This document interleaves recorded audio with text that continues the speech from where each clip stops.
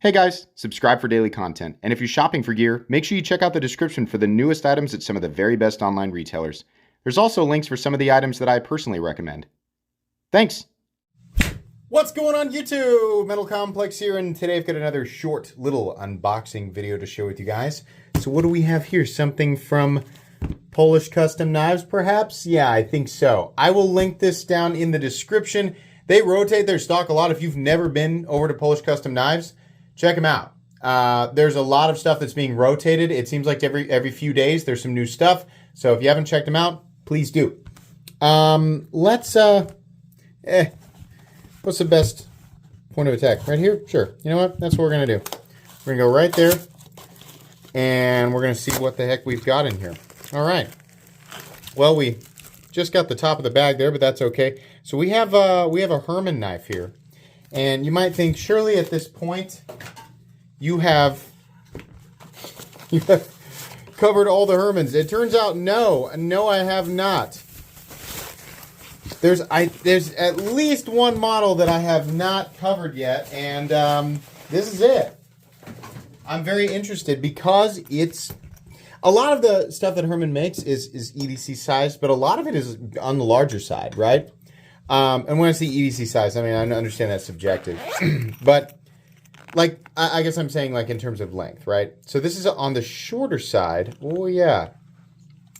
I think this is called the Vespertilio. I think. Does it say on the thing?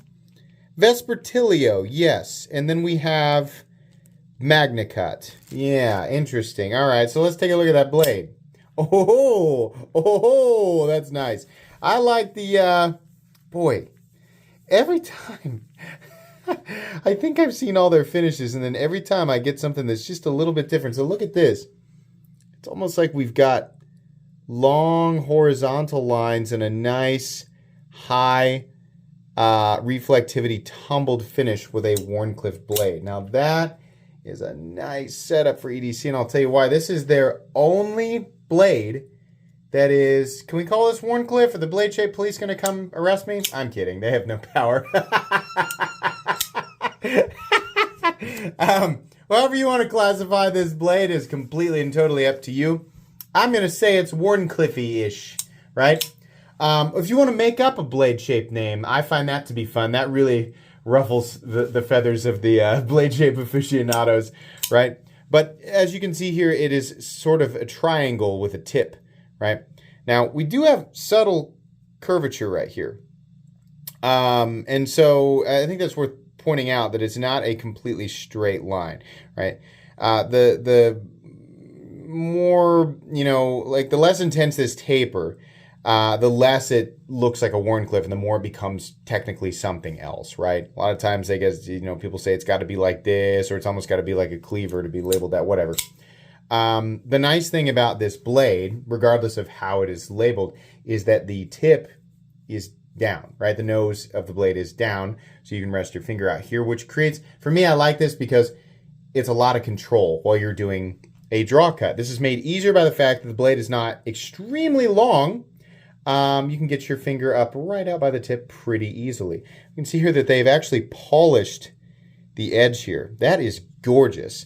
So this is one of, now this is a Herman knife. These are made in Poland. They are expensive knives. By now, most of you know that, right? These are not going to be in the same, department as your Wee knives or your Best Deck. It's not there. But even, some of your higher end American knives, these are actually a step up from your Chris Reeve or your Hinder knives. And it's not just, the price tag. The actual feel and overall quality are absolutely there as well. You guys probably know that I'm a gigantic fan of Herman knives. Look at this, the different, we have like the bronze and then there's like a really deep, almost like a green bronze backspacer and pocket clip combo here.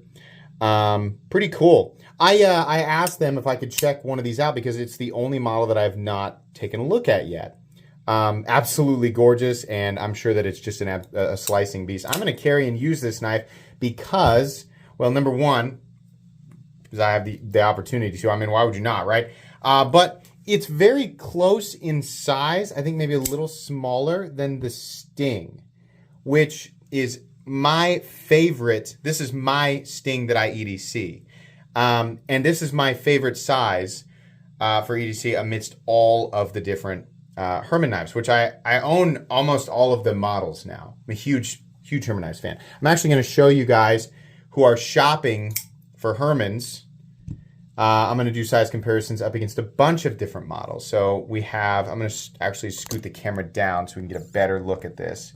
But we have the Vespertilio. I keep wanting to call it the Vespertilio. In the middle, we have the micro sting down here, and we have the sting up top. Let me measure real quick so you know what we're actually looking at here. The Vespertilio coming in at about 7.35 inches. Blade length is 3 1/4 on the dot, and cutting edge is 3 1/8. So the sting coming in at, the micro sting coming in at 6.75 inches overall, and the sting coming in at 7.75. So actually, yeah, it's a little more than 1/4 inch shorter than the sting. We'll do some of the larger models, the Ishtar with the Persian style blade. We'll do the Mantis, not necessarily XL knives, right? But some of the like full-size knives from Herman, definitely.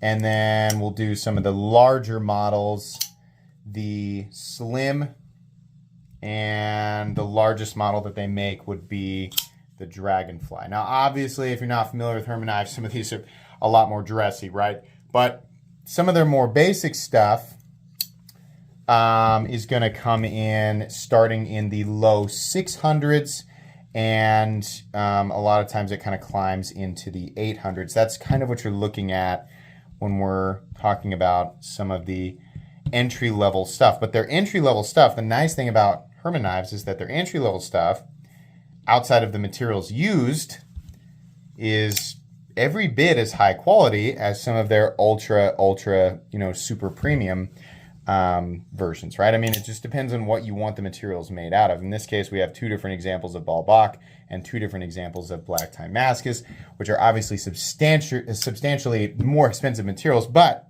materials like, hold on, can we get it? MagnaCut, you can see we've got a beautiful, interesting finish here on the Ishtar.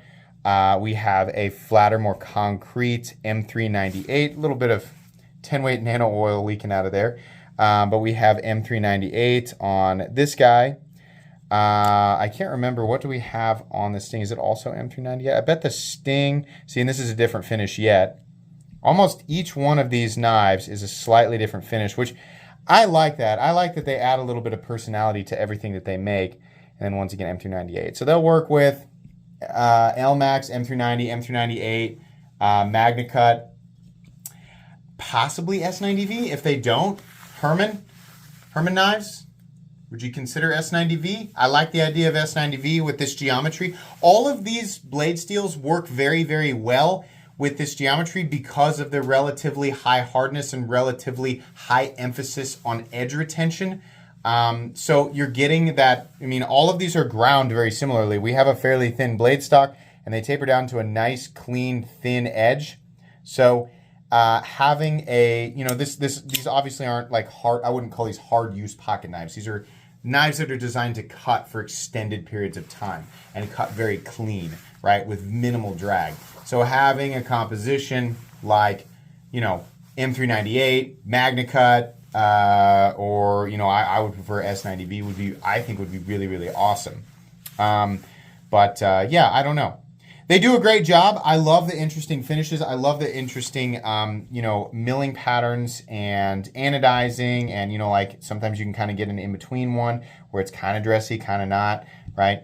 But this will be a fun one to EDC. This, it'll be interesting to find out if I come to prefer this over the Sting, which is, if you were going to ask me what's my favorite to EDC, it's going to be the Sting right now. But like favorite overall, well, it'd be hard because I love the Slim and the Dragonfly. Even though they're much larger, I just love the profiles, and especially in the case of mine, what they're made out of.